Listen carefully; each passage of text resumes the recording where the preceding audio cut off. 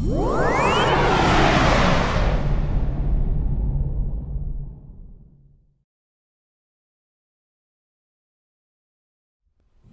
I'm Rob from Skid Steer Genius, and today I'm going to show you how I troubleshoot attachments when they first come in. What I did was I purchased an SG60 Stump Grinder from Bobcat, and I want to work out how all the controls work. So I'm going to take you through the steps that I use to troubleshoot and figure out what each control does. Now, this technique works on every attachment. I'm just pointing out Bobcat, for instance, because they have that CAN bus controller, and I have to work at alleviating that and getting that out of the system. So we want to pull that out first. So I'll pull all the wires and the harness out. I'll mark it before I do that. So what I usually do is I just use my phone, I take a picture of it so I can mark all the wire colors. And the wires aren't necessarily colored, but what they do is they put a little tie wrap with a certain color around it, and then they plug it into the solenoid. Then it goes off to a controller, and then it goes off to the harness. There's two types of harnesses that come on these from Bobcat. There's the old-fashioned 14-pin, which you usually don't see nowadays, and then there's a 7-pin that goes on here, and that's what most people find. So that's the most common call I get, is people say, hey, I've got this SG60, I now have a Kubota, I want to be able to operate it. And so that's been my goal, is to set up all of these attachments so that you can operate them on all these different machines. So the first thing I'm going to do here is I'm just going to take my phone, I'm going to snap some photos, and what I want to see here is these little tie wraps so I can see what color they are and what solenoid they go to. And that's just going to enable me to, when I'm done with this, I can put everything back the way it was. So in this case, I've got these two sets of solenoids here. There's another one around the corner here, and that's got a blue and an orange one on it. And then I've got this little single one down on the bottom here, and that's got the black tie wrap. Okay, so now I've got it all recorded. Now I can pull all the wires off, and I can feel free to go and start doing my little experimentation here to try and figure out what each one does. Mm-hmm. So these are Delphi plugs. You can tell by the blue cap on them, and that's the shape. And I just pop them off here.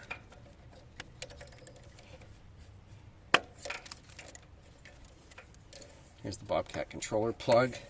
Right in the back here is the Bobcat CAN controller. You can see that. That's the thing that makes it so you can only run on Bobcat. And that's the part that we jump it right out, so we don't even use that thing again. So when I'm done, the harness is completely gone.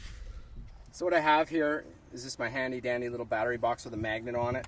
So what I do is I just stick it up where I'm going to work. And I've got a Delphi connector already. I took the seal off of it so I could just pop it in very easily. And I'm going to go through each one of these. Now it's going to get a little noisy because I'm going to run the machine, so I won't talk anymore. You're just going to see me touching each one, and we're going to look at what the function is. Once I know the function, I just take my Sharpie out and I'm just going to write it on the solenoid so I know what it does. So the bad part about this attachment is you do have to have the wheel spinning when you're operating it, so be really, really careful. I started it up and I exited out the back of the machine and came around the back side, so I'm not walking anywhere near where it is because there's now no operator in here.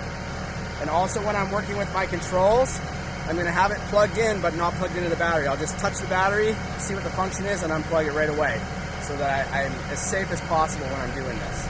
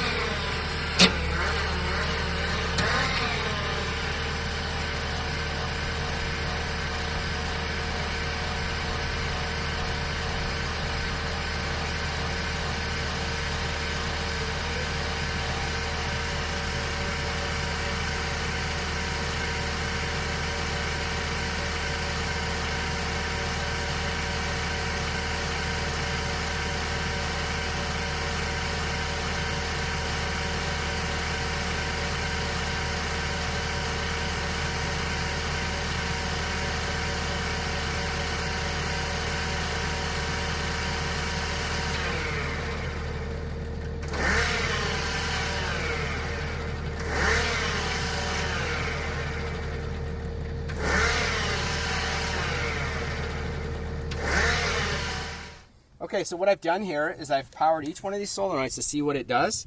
And in fact, you only actually need to power one side because the other side is always the opposite. So in this case, this is my extend and retract cylinder. And I even wrote on the cylinder out front what it is so that I can keep track of what each one does. But that extends and that retracts. This is my down, so that would make this one my up. This is my left, and this one would make this one my right. So that means this makes it swing to the left, this makes it swing to the right, this makes it go up, or sorry, this one makes it go down, this one makes it go up, this one makes it extend, and this one makes it return. And then we've got this extra one down here, and this is an electric brake.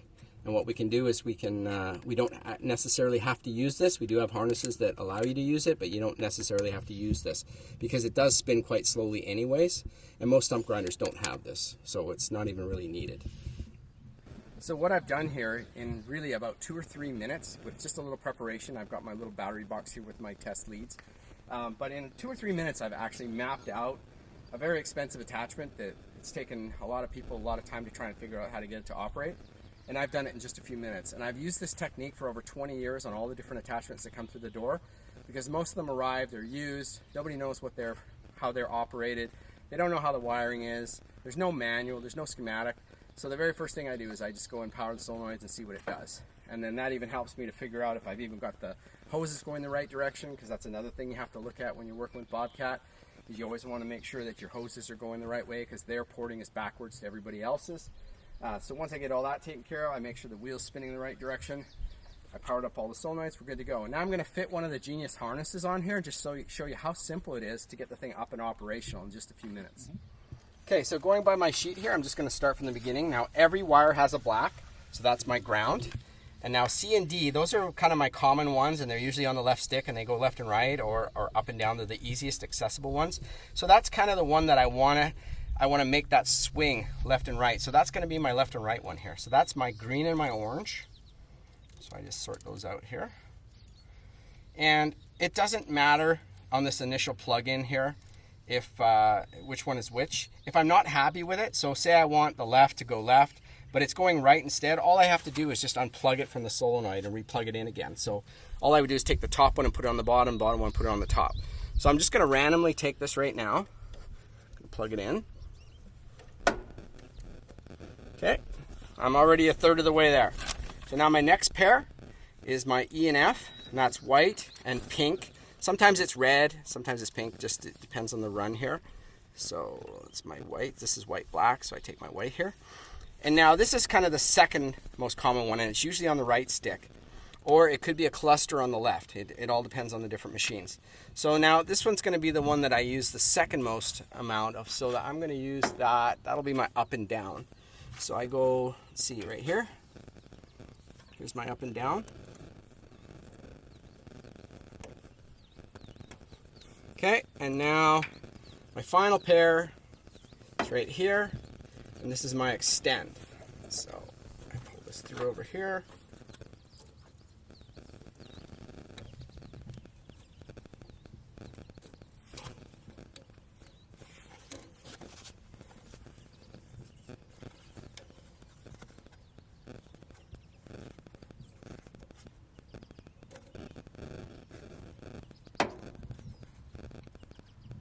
My old arthritic hands aren't working here. There we go. Pull the slack up inside here. Get it out of the way. Okay. I'm just going to leave this loose now so you can see how it operates.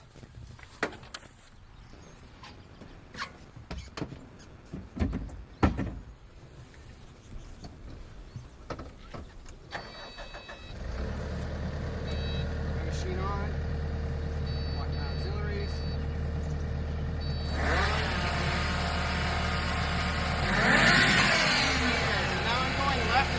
Right. So what am I going to do? I'm just going to swap the wire, top to bottom, bottom to top.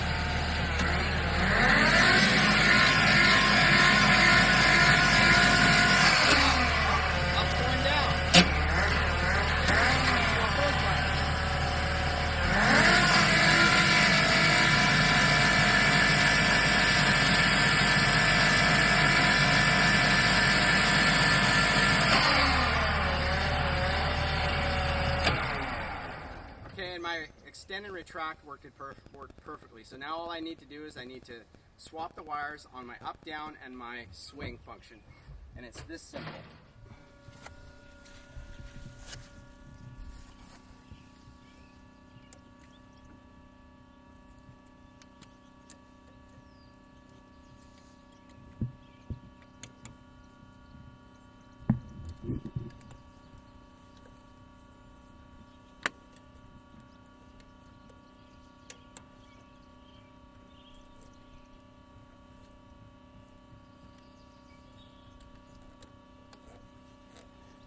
Okay, now everything should be perfect. And if I went from start to finish on this process, the whole thing is in under 10 minutes. And I've got a machine that was designed and to be built and operate only on Bobcat machines. I've now made it universal so I can run it on any machine.